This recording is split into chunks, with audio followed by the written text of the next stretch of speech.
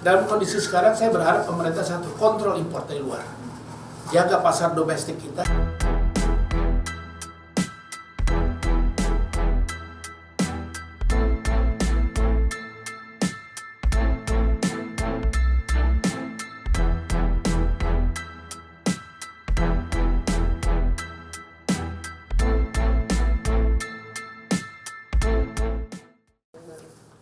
Yang pasti kebijakan yang diambil oleh Donald Trump ini memberikan dampak yang besar kepada industri kita yang berbasis ekspor yang tujuannya ke Amerika.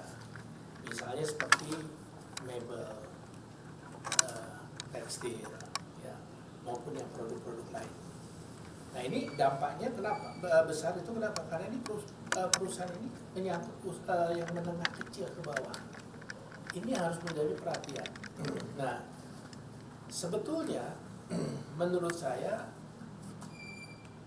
pemerintah kalau sejak waktu zaman COVID dulu sudah melihat bahwa ada ancaman karena COVID, mestinya ini juga sudah bisa kita atasi mestinya. Ya, nah, kita kan belum, saya kurang melihat ada apa sih langkah pemerintah untuk mengatasi perubahan-perubahan ataupun apa saja yang terjadi di global ini sendiri. Itu yang saya lihat belum jalan. Oleh karena itu,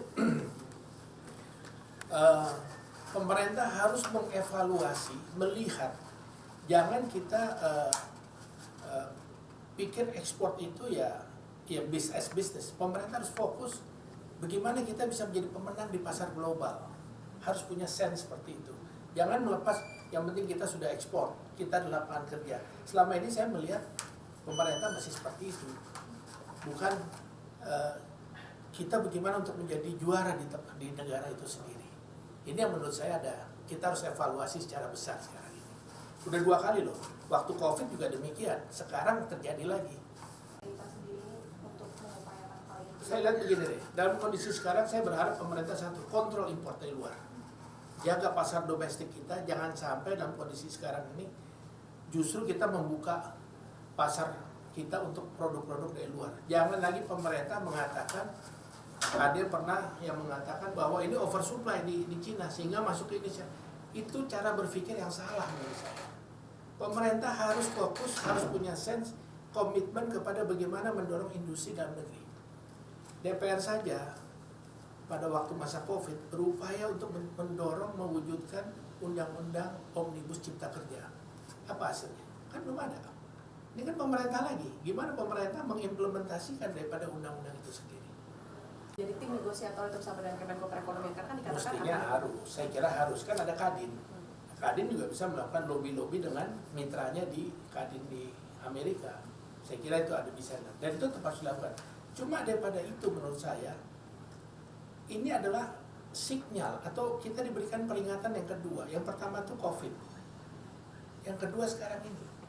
Kita apa yang menjadi ini kita kepada bagaimana kita untuk mendorong industri dalam negeri. Menjadikan Indonesia sebagai negara industri yang kuat. Sekarang kan kita dengar selalu adanya deindustrialisasi. Bagaimana kok untuk menjawab deindustrialisasi itu sendiri? Nah ini harus dilakukan berkoordinasi antara Kementerian Perindustrian, Perdagangan, mungkin juga dengan Keuangan maupun dengan UMKM ataupun dengan kementerian yang terkait lainnya.